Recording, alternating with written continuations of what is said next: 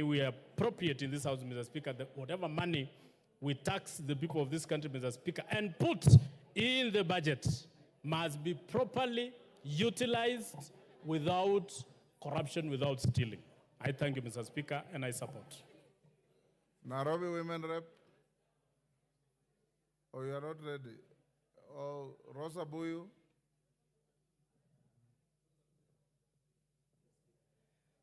Thank you, Mr. Speaker, for giving me this opportunity. Mr. Speaker, first and foremost, in supporting the supplementary that we've just had, I would like to thank the Gen Zs for giving us the opportunity to relook at that budget. Mr. Speaker, I actually support, because when you look at what has been presented now, there's a lot of austerity measures that's been put in place, which means that money is going to go to good use. Mr. Speaker, however, I would like to say that there's still opportunity to better that budget by looking at duplication in different ministries. Mr. Speaker, when that is realigned, I'm sure the budget will even be lower. But Mr. Speaker, this afternoon, as a woman who has been on the forefront in the women's movement, I want to take this opportunity as a key member of ODM and Azimio.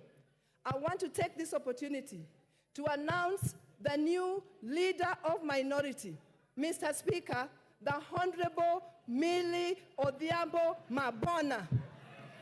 Mr. Speaker, nobody should tell me that I have no authority to do that. I've been in ODM since its inception from 2005. And I've seen women be so loyal to this party called ODM. I've seen women be on the forefront of Azimio. And it is time that a woman is given an opportunity to lead this party in the House. Mr. Speaker, I'm speaking of a woman who's distinguished in terms of her contribution. Yes, order. There's a point of order. Yes, Comkate. What's your point of order?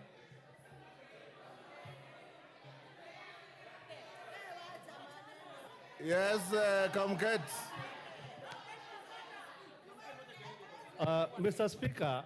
Yes. I'm standing on standing order number 91, and also on relevance, and also, Mr. Speaker, the honourable member is anticipating debate, because there is no motion in this House, Mr. Speaker, about any appointment.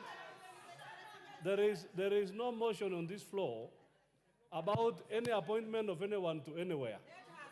And from the experience, Mr. Speaker, from our own experience history, we now know that what is your point? On two matters, is she in order, Mr. Speaker, for the honourable lady to anticipate debate? And two, is she relevant in what she's saying? What she's saying relevant to the debate or parliamentary? Continue. Mr. Speaker, I'm not preempting any debate. I'm not talking about any cabinet minister, but I'm talking about a seat that seems to be vacant. I'm talking about a distinguished member of this National Assembly. I'm talking about a woman who's having a term, and a woman who's distinguished in debates in this House. I'm talking about a distinguished lawyer, and I'm talking about a distinguished human rights defender. And I'm saying it is time for Millie to take leadership of the Mr. Speaker. Order, honorable lady members. I know you are operating within the exuberance of feminism, but your wailing in the House is out of order. Next, we have John Gitonga. Is he here? Some of you came and then leave. Is he here? No. Gary here? Mr. Speaker, it's a great honor to be contributing to this motion on the budget. And I speak chairing the Committee on Communication, Information and Innovation. Mr. Speaker, yes, we have been given an opportunity to look at the budget. We, the sector, are actually running into a big problem, even budgets that are happening. Mr. Speaker, if you look at the trend of how the cuts were done, they were targeted on certain issues. In the attempt to implement austerity measures, the area of communication is greatly affected across. Unfortunately, Mr. Speaker, the ministries, the departments and agencies, these governments, whose sole responsibility is communication, Mr. Speaker. For example, there is the Department of Broadcast and Telecommunication. In blankets, this department has been left with a situation where we might go for an entire year where they are only able to pay salaries but not conduct any digital issue, being that their business is communication. In a way that if blanket cuts are done across board, affecting communication, their core business greatly affected. Mr. Speaker, I support the supplementary budget as we have done. However, Mr. Speaker, it must be said in this parliament that Treasury ought to change its budgeting regime and the way that it does budgeting. Mr. Speaker, Treasury in this country has budgeted for ministries and departments in the same way as it has since 1963.